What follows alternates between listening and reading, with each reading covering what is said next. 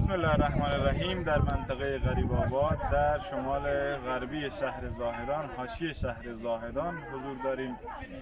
امروز عزیزان گروه جهادی جهادگران سلامت مرکز بهداشت استان دانشگاه پزشکی زاهدان، مؤسسه خیریه سید المرسلین و دفتر تحصیلگری شیرآباد و همت آباد زحمت کشیدن و تشریف آوردن در منطقه غریب آباد.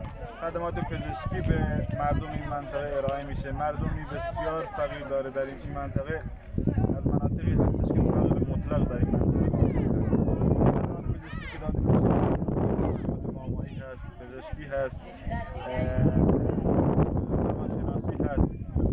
تزریق واکسن کرونا هم ما در این منطقه داریم. افرادی که واجد شرایط باشن حتما بهشون واکسن کرونا تزریق میشه و از همه بزرگوارانی که در این امر خیر بانی خیر شدن و شرکت کردن تشکر و قدردانی میکنیم. جزاکم الله خیر.